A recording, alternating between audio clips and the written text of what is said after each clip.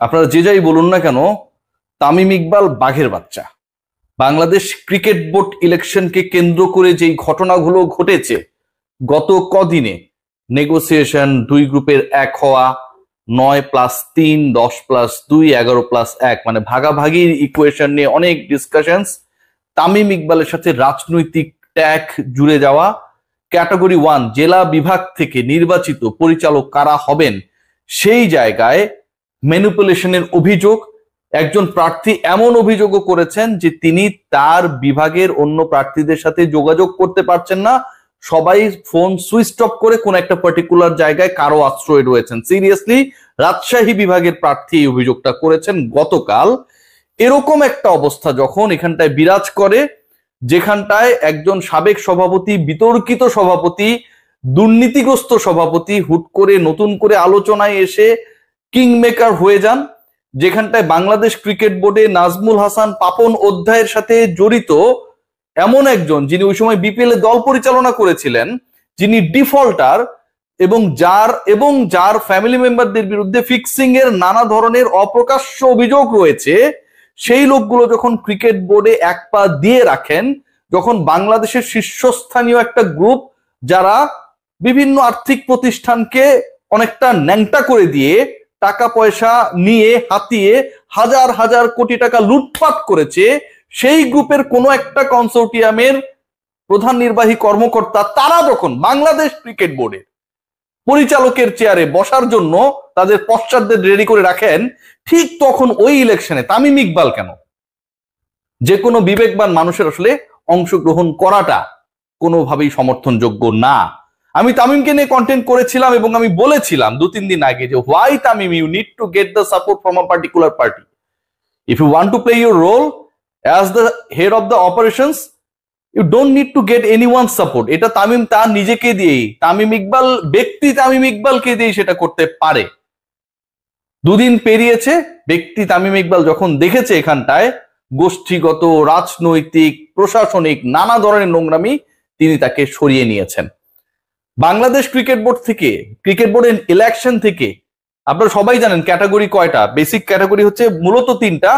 সেখান থেকে আমার কাছে এই মুহূর্ত পর্যন্ত যে খবর রয়েছে তাতে 16 থেকে 17 জন প্রার্থী, ভেবে দেখুন, 16 থেকে 17 জন প্রার্থী তাদের নমিনেশন প্রত্যাহার করে নিয়েছে। তারা ইলেকশন, এবং এই ইলেকশন না করার পেছনে সবচেয়ে বড় রিজন সেটা হচ্ছে ম্যানিপুলেশন। নাজমুল হাসান পাপনের যে সময়টা ছিল, আমরা যদি খেয়াল করি, সেই সময় নিয়ে অনেক ডিসকাশনস রয়েছে এবং নেগেটিভিটিস রয়েছে। খুব স্বাভাবিকভাবে এই নেগেটিভিটিস গুলো সামনে এসে যে থাকবে, কিন্তু ওই সময় আমরা দেখেছিলাম যে বরিশাল থেকে নাজমুল হাসান পাপনের আশীর্বাদ পুষ্ট আবাহনীর সংগঠক আউয়াল চৌধুরী ভুলু আলমগীর আলোর কাছে হেরে গিয়েছিলেন।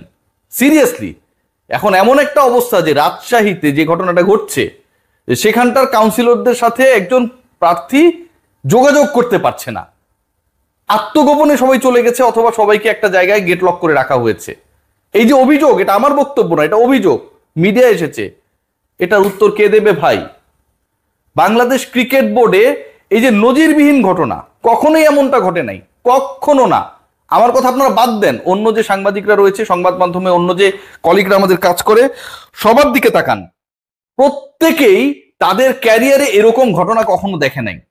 ধরুন নেগোসিয়েশন ব্যর্থ হয়েছে, নেগোসিয়েশন ব্যর্থ হবার কারণে এক্সট্রা যে ক্লাবগুলো ছিল, 15টা যে ক্লাব ছিল, ইনফ্যাক্ট এক্সট্রা বলাটা ভুল হবে, তাদের সাথে বা তাদের যে আইনি বৈধতার জায়গাটা রয়েছে সেটা এখন আর নেই। আমি যদি ধরেও নিও সেটা, এটা কোন ধরনের ঘটনা যে একবার ক্লাবগুলো ইলেকশন করতে পারবে না, পরবর্তীতে আবার পারবে, আবার ধরেন নেগোসিয়েশন হলো না, এরপর আবার পারবে না। ফারুক আহমেদ যেই নোংরামির ক্যারেক্টার এখানটায়, আমি জানি ক্রিকেট বোর্ডে উনি অনেক ঘটনা ঘটানোর চেষ্টা করবে আমার সাথে, I don't care about that, Riyasat Azim কাউকে কেয়ার করে না। এই যে ফারুক আহমেদ যিনি রিট করলেন গতকালকে এবং পরবর্তী সময় 15টা ক্লাবের ভোটাধিকার বাতিল হয়ে গেল, বাংলাদেশ ক্রিকেট বোর্ডের সভায় যখন, সবশেষ সভায় যখন ডিসাইড হয় যে এই ক্লাবগুলোর ইলেকশনে অংশগ্রহণ করা নিয়ে কোনো ধরনের বাধা নেই, ক্রিকেট বোর্ডের ডিসিশন যখন হয়ে যায়, সেটা যখন শেষ পর্যন্ত টেকে না, এর থেকে দুঃখজনক কি হতে পারে? আমিনুল ইসলাম বুলবুল ভাই তো প্রেসিডেন্ট হয়েই গেছেন, তাকে নিয়ে তো কারো কোনো সমস্যা নাই, সবাই তো মেনে নিয়েছে, ইভেন তামিম ইকবাল খানও মেনে নিয়েছে। খেয়াল করে দেখুন, তিনি যে বিভিন্ন সময় বিভিন্ন চিঠি একক কর্তৃত্বে ইস্যু করলেন, এবং এই চিঠি ইস্যু করার মাধ্যমে যেই বুলবুল সারা বাংলাদেশে ক্রিকেট ছড়িয়ে দিতে চান, সারা বাংলাদেশের কারা সংগঠক হিসেবে বিসিবিতে আসতে পারবেন কি পারবেন না চিঠি ইস্যু করে ক্রাইটেরিয়া দেখিয়ে দিয়ে সংবিধান বা গঠনতন্ত্রের বিতর্কিত অংশটাকে তার এক্সিকিউটিভ পাওয়ার অ্যাপ্লাই করে যেভাবে বাস্তবায়ন করলেন, বুলবুলের ক্রিকেট ডিসেন্ট্রালাইজেশনের সাথে তার এই কর্মকাণ্ড কি মেলে? কোনোভাবে মেলে? আপনি তো ছড়িয়ে দেবেন, ইলেকশনের মতো করে হবে, বুলবুল ভাই প্রেসিডেন্ট হবে, বাকিরা আসুক না, কোনো সমস্যা নেই তো। ক্লাব ক্যাটাগরি, জেলা বিভাগ ক্যাটাগরি, ক্যাপ্টেন্স ক্যাটাগরি, 3টা ক্যাটাগরি থেকে যখন মোটামুটি 16 থেকে 17 জন তাদের প্রার্থিতা প্রত্যাহার করে নেয়, এর থেকে নিদারুণ দুঃখের সময় বাংলাদেশ ক্রিকেটে আর কখনো আসবে কিনা সেরকম প্রশ্ন একটা তৈরি হয়। খেয়াল করে দেখুন যে এই যে একটা সিচুয়েশন ক্রিয়েট হলো, তামিম যে সরে দাঁড়ালেন, এটা কিন্তু বাংলাদেশ ক্রিকেট বোর্ডে এই মুহূর্তে যে নোংরামিটা ঘটছে সেটাকে ইন্ডিকেট করে। ফাহিম ভাই, বুলবুল ভাইরা কত রেসপেক্টেড আমাদের, তারা এই পুরো ব্যাপারটাকে নেগোশিয়েট করতে পারতেন। বুলবুল ভাই যেভাবে প্রেসিডেন্ট হবেনি, ঠিক একইভাবে বুলবুল ভাই ডেকে, ক্রিকেট বোর্ডে তো এমন না যে খুব গণতান্ত্রিক পরিবেশ কোনো আমলে ছিল, কখনোই ছিল না। ওই নাজমুল হাসান পাপনের সময়ও যদি বলি এটা বলে লাভ নাই, কখনো এখানে গণতন্ত্র ছিল না।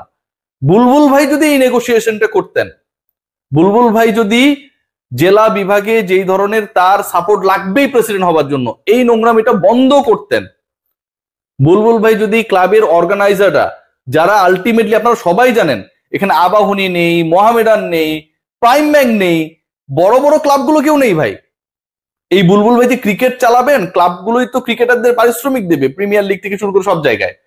যখন এই বড় ক্লাবগুলো থাকবে না, এই বড় ক্লাবগুলোর ক্রিকেটাররা যখন প্রপার পারিশ্রমিকের অনিশ্চয়তায় ভুগবে, ঠিক তখন বুলবুল ভাই স্বপ্নের ক্রিকেট বোর্ড কতটুকু প্রপারলি রান করবে? করবে না ভাই।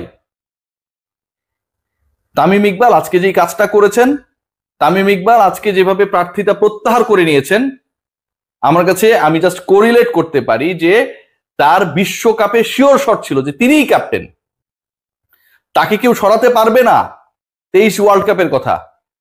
কিন্তু নিজের নীতির কাছে, নিজের নৈতিক জায়গায় যখন দেখেছেন যে এখানটায় ইন্টারফিয়ারেন্স হচ্ছে from the coach and others, সরে দাঁড়িয়েছিলেন। বিশ্বকাপের ওই মঞ্চে একজন ক্রিকেটার যখন নিজেকে সরিয়ে নিতে পারেন, তিনি যে নির্বাচনী মঞ্চে কোনো ধরনের অন্যায় হলে সেটার প্রতিবাদ করবেন না, নিজেকে সরিয়ে নেবেন না, সেটা ভাবার কোনো কারণ নেই।